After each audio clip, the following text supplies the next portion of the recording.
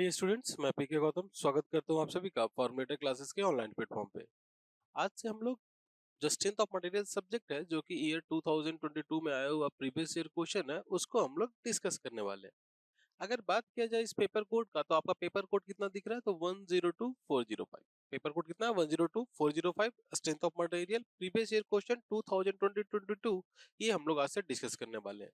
अगर बात की जाए इस सीरीज में तो टोटल आपके पास 9 क्वेश्चंस देखने को मिलेंगे, जिसमें पहला क्वेश्चन आपके पास होता है ऑब्जेक्टिव होता है और बाकी आपके पास थ्योरेटिकल क्वेश्चंस होते हैं। तो अगर क्वेश्चन नंबर 1 का मैं बात करूं तो क्वेश्चन नंबर 1 आपके स्क्रीन के सामने ये रहा। इसमें क्या बोला जा रहा है, choose the correct answer of the following. मतलब कोई भी आपके पास 10 ऑप्शंस में दिए रहते हैं, उसमें से किसी भी 7 का आपको आंसर करना होता है। तो चलिए वन बाय वन हम लोग सारा क्वेश्चन का आंसर करना स्टार्ट करते हैं। पहला क्वेश्चन क्या बोला जा रहा है कि two parallel equal and opposite forces acting tangentially to the surface of the body is called. अगर कोई भी आपके पास बॉडी है, सपोज कीजिए कि मान लेते हैं ये मेरे पास बॉडी है। अब इस बॉडी पे आपको पता है कि टेंजेंशियल फोर्स, एक टेंजेंशियल फोर्स ऐसे लगता है, एक टेंजेंशियल फोर्स ऐसे लगता है, एक टेंजेंशियल फोर्स ऐसे लगता है, एक टेंजेंशियल फोर्स ऐसे लगता है। क्या क्या हो सकता है कि ये जो आप बॉडी देख रहे हो इस पे टेंजेंशियल फोर्स ऐसे लगेगा, ये टेंजेंशियल फोर्स ऐसे लगेगा, ये टेंजेंशियल फोर्स ऐसे लगता है, ये टेंजेंशियल फोर्स ऐसे लग रहा है। तो क्या बोला जा रहा है कि two parallel equal and opposite forces, एक इधर और एक इधर, या एक इधर एक इधर, ये दोनों क्या देख रहे हो कि आपका ये वाला फोर्स और ये वाला फोर्स है तो टेंजेंशियल, और दोनों कैसा है, अपोजिट है। To the surface of the body is called, तो इसको हम लोग क्या बोल देते हैं, तो आपको पता है सबको कि इसको हम लोग बोल देते हैं टाउ एक्स वाई, या इसी को हम लोग क्या बोल देते हैं, शियर स्ट्रेस बोल देते हैं। तो ये आपके पास क्या हो जाता है, शियर स्ट्रेस हो जाता है। तो हम लोग बोल सकते हैं क्या कि जो आपके पास पहला क्वेश्चन होगा इसका आंसर क्या हो जाएगा, तो कॉम्प्लीमेंट्री स्ट्रेस नहीं होगा, कंप्रेसिव स्ट्रेस नहीं होगा, shear stress is the answer. तो फर्स्ट का ऑप्शन नंबर क्या हो जाएगा, 3। पहले क्वेश्चन का ऑप्शन नंबर 3 क्या हो जाएगा, शियर स्ट्रेस। नेक्स्ट आते हैं क्वेश्चन नंबर 2 पे। क्वेश्चन नंबर 2 क्या कहता है वो देखिएगा, maximum shear stress is, maximum shear stress क्या होता है। तो मैक्सिमम शियर स्ट्रेस की जब हम लोग बात करते हैं तो आपको लिखाया गया था कि सर जो मैक्सिमम शियर स्ट्रेस होता है वो क्या होता है। तो आपको बताया गया था कि या तो प्रिंसिपल स्ट्रेस बाय 2 कर दीजिए, अगेन हमने क्या बोल दिया था कि आपके पास सिग्मा 2/2 कर दीजिए, या फिर सिग्मा 1 माइनस सिग्मा 2/2 कर दीजिए। इसमें से जो भी वैल्यू मैक्सिमम आएगा वही आपके पास क्या हो जाता है, मैक्सिमम प्रिंसिपल स्ट्रेस हो जाता है।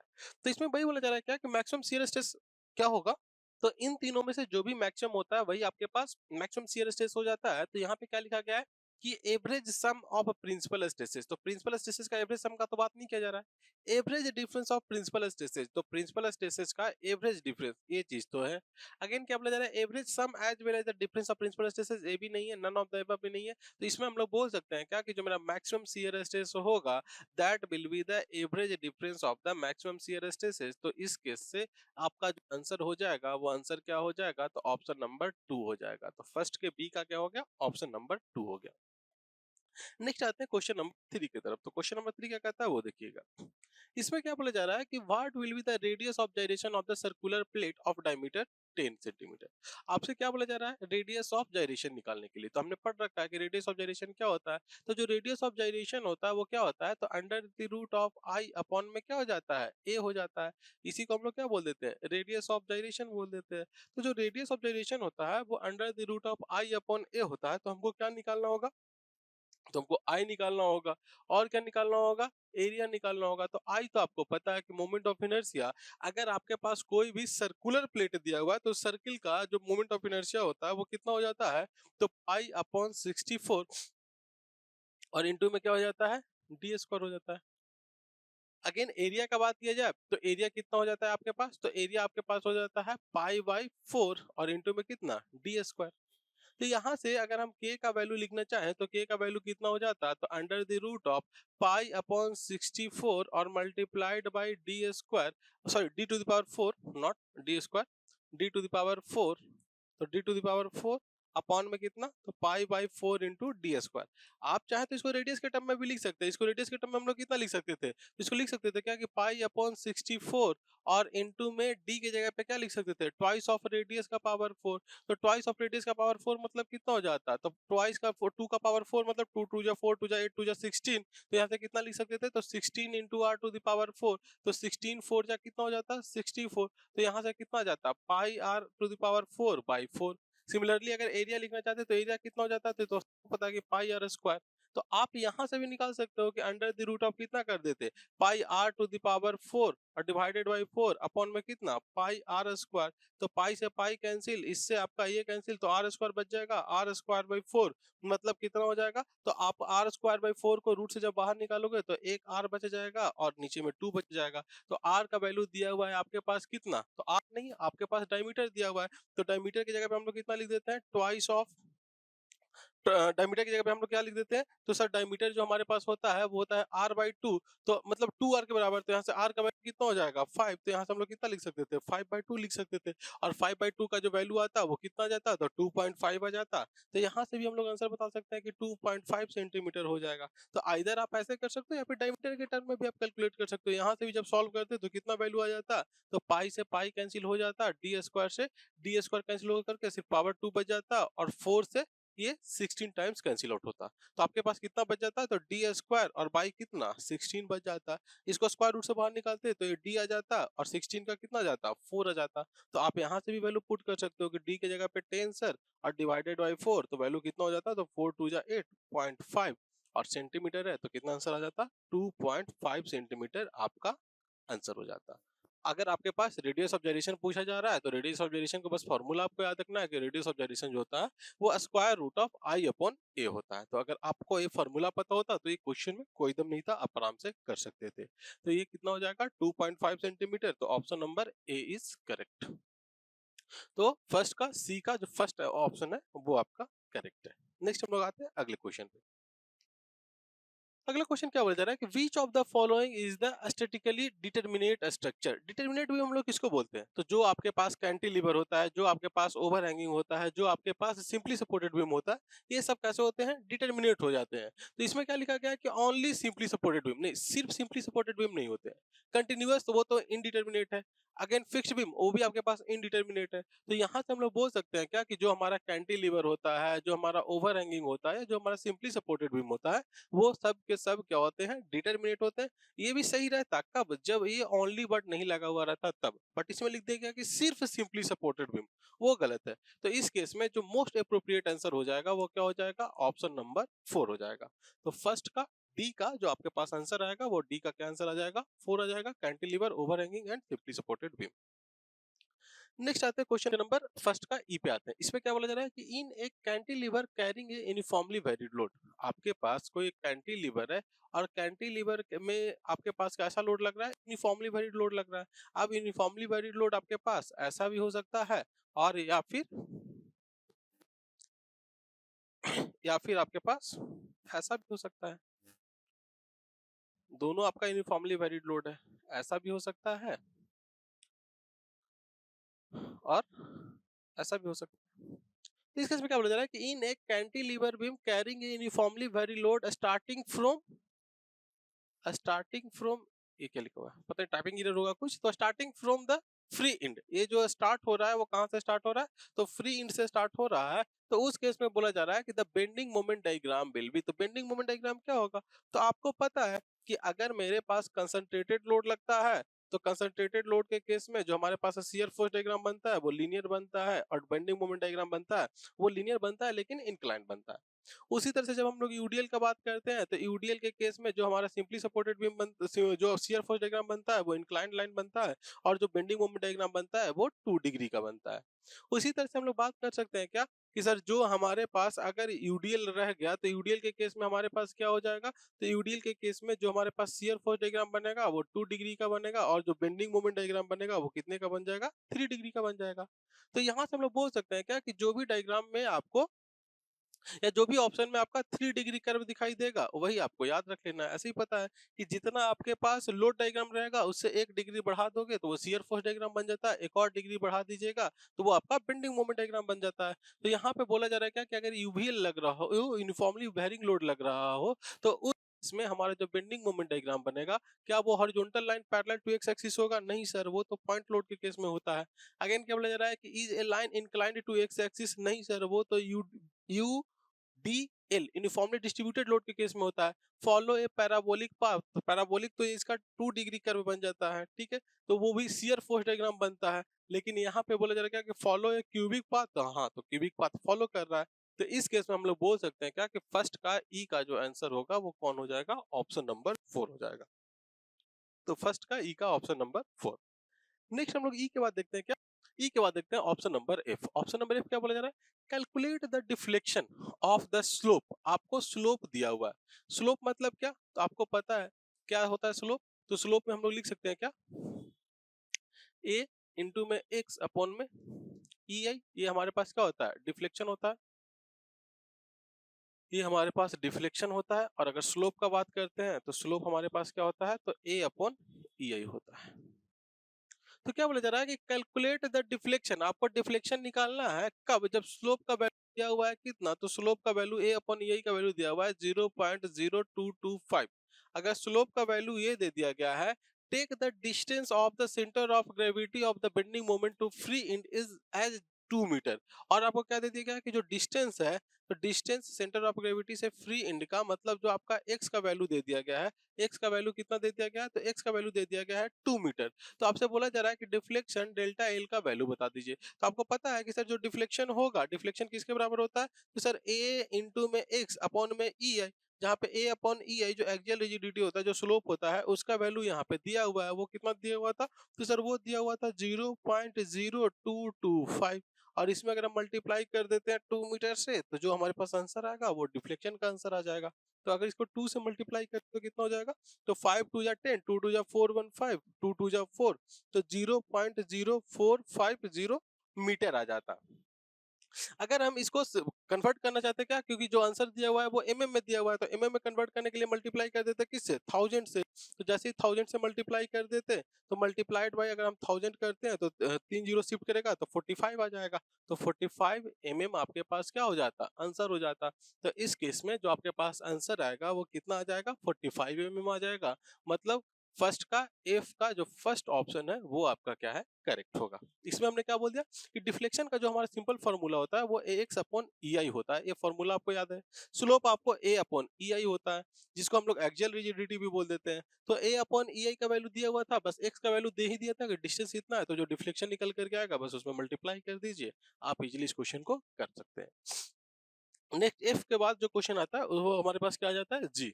इसमें क्या बोला जा रहा है, हुप स्ट्रेस। तो ये तो आप बचपन से पढ़ते आ रहे हैं कि हुप स्ट्रेस क्या होता है। तो जो हमारे पास हुप स्ट्रेस होता है वो क्या होता है, तो पी डी अपॉन में क्या हो जाता है, 2t हो जाता है। और जो लॉन्गिट्यूडनल स्ट्रेस हो जाता है, लॉन्गिट्यूडनल स्ट्रेस कितना हो जाता है, तो वो हो जाता है p इंटू डी अपॉन में 4 टाइम्स ऑफ t हो जाता है। तो यहाँ से हम लोग बोल सकते हैं क्या कि जो हुप स्ट्रेस होगा वो कितना हो जाएगा, तो पी डी अपॉन 2t हो जाएगा। तो पी डी अपॉन 2t कौन सा हो गया, ऑप्शन नंबर 2। तो इसका आंसर क्या हो जाएगा, ऑप्शन नंबर 2 हो जाएगा।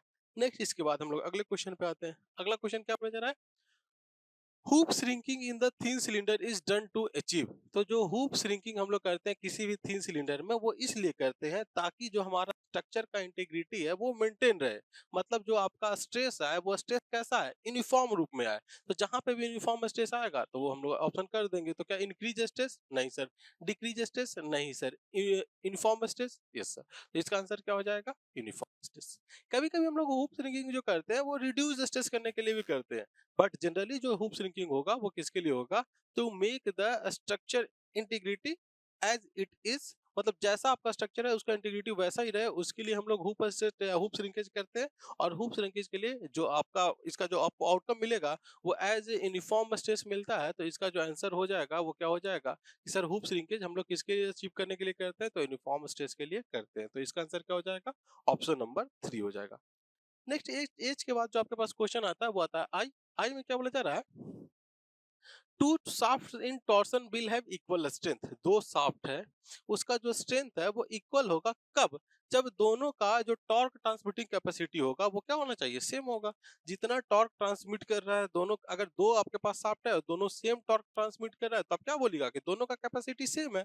तो वही लिखा गया है क्या कि क्या only diameter of the shaft is same, नहीं भाई, तब तो आपके पास नहीं बोल सकते कि दोनों शाफ्ट जो है वो टॉर्सन में सेम बिहेव करेगा, सेम स्ट्रेंथ रहेगा।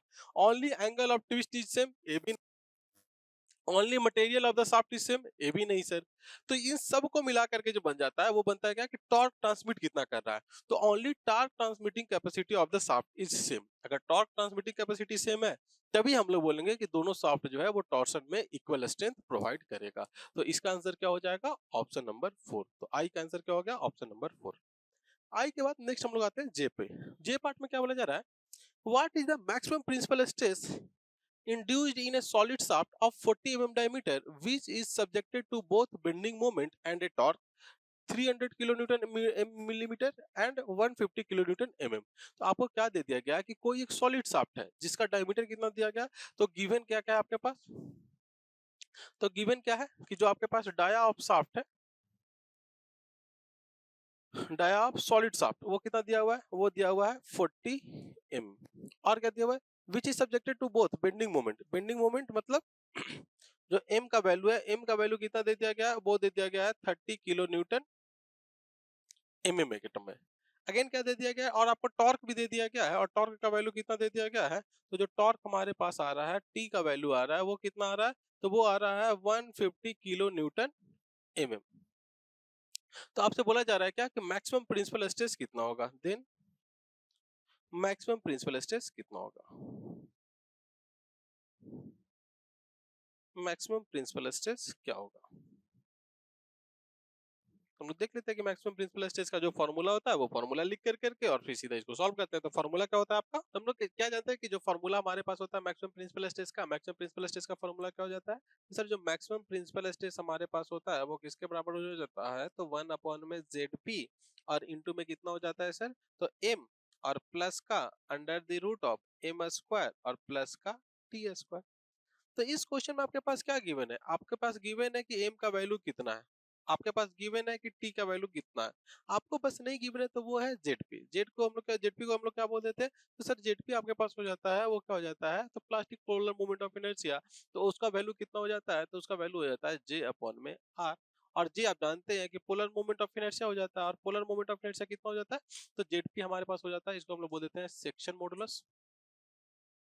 सेक्शन मॉडुलस, इसको अच्छे से लिख देते हैं। चलिए यहाँ पे आपके पास क्या फॉर्मूला पता है कि सर जो मेरे पास मैक्सिमम प्रिंसिपल स्ट्रेस होता है उसका वैल्यू कितना हो जाता है, तो वो हो जाता है 1 में ZP और इंटू में कितना हो जाता है, तो M और प्लस का under the root of M square और प्लस का कितना हो जाता है T स्क्वायर। ये फॉर्मूला हो जाता है, जहाँ पे ZP को हम लोग क्या बोल देते हैं, तो ZP को हम लोग बोल देते हैं क्या, सेक्शन मॉडुलस।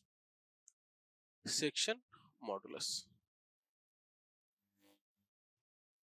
और जेड इक्वल टू होता क्या है, तो सर जेड इक्वल टू जो हमारे पास होता है वो क्या हो जाता है, तो वो हो जाता है J अपॉन में R, जहाँ पे J को हम लोग क्या बोल देते हैं, तो polar moment of inertia. Polar moment of inertia. और पोलर मोमेंट ऑफ इनर्शिया अगर आपके पास सॉलिड शाफ्ट है तो सॉलिड शाफ्ट के लिए कितना हो जाता है, तो pi upon 32 into D to the power कितना हो जाता है, 4 हो जाता है। आर का अगर बात करते हैं तो रेडियस ऑफ, रेडियस कहाँ तक, जहां तक आपको स्ट्रेस निकालना है, तो अगर मैक्सिमम निकालना होगा तो आर का वैल्यू d/2 के बराबर हो जाता है। तो आर का वैल्यू किसके बराबर हो जाएगा, तो d/2 के बराबर हो जाएगा। तो यहाँ से अगर हम जेड का वैल्यू लिखना चाहें तो जेड का वैल्यू, जेडपी का वैल्यू लिखना चाहें तो जेडपी का वैल्यू कितना हो जाएगा, तो वो हो जाएगा j अपॉन में आर। जे की जगह पे रख देंगे पाई अपॉन 32 और इंटू में डी टू द पावर 4 और अपॉन में कितना हो जाएगा d/2। तो 2 से कितना टाइम्स कैंसिल आउट हो जाएगा, 16 टाइम्स, और d से कितना टाइम्स में कैंसिल आउट हो जाएगा, 3 टाइम। तो आपके पास कितना वैल्यू आ गया, पाई अपॉन में 16 और इंटू में कितना आ गया, dq आ गया। तो आपको जेडपी का वैल्यू पता चल गया, एम पता है, एम स्क्वायर पता है, टी स्क्वायर पता है, तो सारा वैल्यू निकल जाएगा। तो चलिए इसका कैलकुलेशन कर लेते हैं। तो जेडपी का वैल्यू कितना हो जाएगा, तो वो हो जाएगा पाई अपॉन 16 और इंटू में डी क्यू, और डी का वैल्यू कितना दिया हुआ है, तो डी का वैल्यू क्वेश्चन में जो दिया हुआ है वो कितना दिया हुआ है, तो वो दिया हुआ है solid shaft of 40 mm diameter. तो डी का वैल्यू कितना दिया हुआ है, 40 mm दिया हुआ है। तो यहाँ पे डी की जगह पे हम लोग कितना रख देंगे, 40 का क्यूब रख देंगे। तो पाई का वैल्यू आपको पता है कितना होता है, तो 3.14 अपॉन में 16 और मल्टीप्लाइड बाई 40 इंटू 40 आप डायरेक्ट कैलकुलेटर से कर सकते हैं।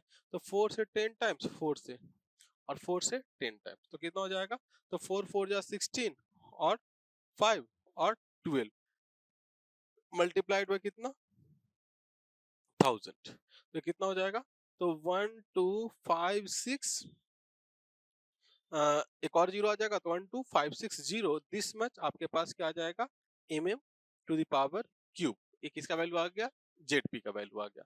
तो एक बार जब आपने जेडपी निकाल लिया तो जेडपी के बाद अब हमको कुछ नहीं चाहिए, सारा वैल्यू अभी इस पे हम लोग सब्स्टिट्यूट कर देते हैं। तो जैसे ही सब्स्टिट्यूट करेंगे तो आपके पास कितना रिजल्ट आ जाएगा, तो आपके पास क्या रिजल्ट आ रहा था, तो सर जो हमारे पास सिग्मा मैक्स का वैल्यू था वो सिग्मा मैक्स का वैल्यू कितना था, तो मैक्सिमम प्रिंसिपल स्ट्रेस जो था वो 1/जेडपी और इनटू में क्या था, तो इनटू में था एम और प्लस का under the root of M square और प्लस का टी स्क्वायर था। जहां पे आपको गिवन है क्वेश्चन में क्या कि एम का जो वैल्यू है वो एम का वैल्यू कितना है, तो सर एम का वैल्यू हमारे पास गिवन है 300 किलो न्यूटन मीटर और किलो न्यूटन एमएम, और जो आपके पास टी का वैल्यू है वो है 150 किलो न्यूटन एमएम। तो एम का वैल्यू है 300, तो एम का वैल्यू कितना गिवन है, तो सर एम का वैल्यू गिवन है 300 किलो न्यूटन एमएम और जो टी का वैल्यू गिवन है वो गिवन है 150 किलो न्यूटन एमएम। और जो आपके पास जेडपी का वैल्यू आया है, जेडपी का वैल्यू कितना आ गया, तो वो आ गया है 12560, ये आ गया है एमएम का क्यूब। तो सारा वैल्यू यहाँ पे सब्स्टिट्यूट कर दीजिए, तो कितना लिख देंगे हम लोग, तो 1 में 12560 और multiplied by under the root of, हम लोग किलो न्यूटन एमएम में ही आंसर निकालने का कोशिश करते हैं क्योंकि आंसर जो आपके पास आएगा वो किलो न्यूटन पर एमएम स्क्वायर में आएगा। तो यहाँ से वैल्यू कितना रखेंगे, तो एम की जगह पे रख दीजिए 300, तो 300 और प्लस का अंडर द रूट ऑफ, तो 300 का स्क्वायर और प्लस में कितना हो जाएगा, तो टी की जगह पे रखेंगे 150, तो प्लस में हो जाएगा 150 का स्क्वायर। तो यहाँ से सॉल्व करोगे तो आपके पास जो भी वैल्यू आएगा वो वैल्यू किस में आंसर आ जाएगा, तो किलो न्यूटन और पर एमएम स्क्वायर में आपके पास आंसर आएगा। तो जो भी आंसर आएगा वो किलो न्यूटन पर एमएम स्क्वायर में आंसर आएगा। तो इसको हम लोग कैलकुलेट कर लेते हैं कि वैल्यू जो आ रहा है वो कितना वैल्यू आ रहा है। तो वैल्यू आ जाएगा 0.05059, तो 59 मैं लिख देता हूँ। तो इतना किलो न्यूटन पर एमएम स्क्वायर आ रहा है। आपके पास जो ऑप्शन दिया हुआ है वो ऑप्शन किस में दिया हुआ है, तो आपको ऑप्शन दिया हुआ है न्यूटन पर एमएम स्क्वायर में। तो किलो न्यूटन से अगर हम न्यूटन में कन्वर्ट करना चाहें तो मल्टीप्लाई करना पड़ेगा किससे, 1000 से। तो हम लोग क्या कर देते हैं, इसको 1000 से मल्टीप्लाई कर दीजिए, तो 1000 से मल्टीप्लाई कीजिएगा तो डेसिमल 3 डिजिट शिफ्ट करेगा, तो 3 डिजिट शिफ्ट करने के बाद आपके पास जो वैल्यू आ जाएगा वो 50.59 न्यूटन पर एमएम स्क्वायर आपके पास क्या आ जाएगा, मैक्सिमम प्रिंसिपल स्ट्रेस आ जाएगा। तो जो सिग्मा मैक्स का वैल्यू आपके पास आएगा वो कितना आ जाएगा, तो 50.59 न्यूटन पर एमएम स्क्वायर आ जाएगा। तो हम लोग देख लेते हैं कि 50.59 किसका ऑप्शन है, तो 50.59 तो नहीं दिया हुआ है, 50.57 दिया हुआ है। तो आप एग्जैक्ट अपने कैलकुलेटर से करोगे ना तो आपको पास वही वैल्यू आएगा। क्योंकि यहाँ पे मैं फोन में कैलकुलेटर यूज कर रहा हूँ तो मे भी हो सकता है कुछ एरर हो, तो यहाँ से हम लोग बोल सकते हैं क्या कि इसका जो ऑप्शन नंबर 1 है 50.57 न्यूटन पर एमएम स्क्वायर, ये हमारा क्या हो जाएगा, बिल्कुल सही आंसर हो जाएगा। तो इस तरह से जो हमारे पास पहला क्वेश्चन था जिसमें आपके पास तकरीबन 10 ऑब्जेक्टिव क्वेश्चन पूछे गए हैं जिसमें से आपको 7 का सही आंसर करना होता है, तो वो हमने देख लिया। तो हमने क्या क्या क्वेश्चन देख लिया, एक बार हम लोग देख लेते हैं फिर से जल्दी जल्दी, ताकि एक बार आप लोग का क्विक रिवीजन हो जाए। तो पहला क्वेश्चन में क्या था, तो पहला क्वेश्चन में ये बोला जा रहा था कि अगर कोई भी सरफेस है, सरफेस के दोनों तरफ आपके पास टेंजेंशियल फोर्स अगर लग रहे हैं तो वो टेंजेंशियल फोर्स क्या कहलाता है, तो उनको हम लोग शियर स्ट्रेस बोल देते हैं। तो पहले का आंसर क्या हो गया था, शियर स्ट्रेस हो गया था।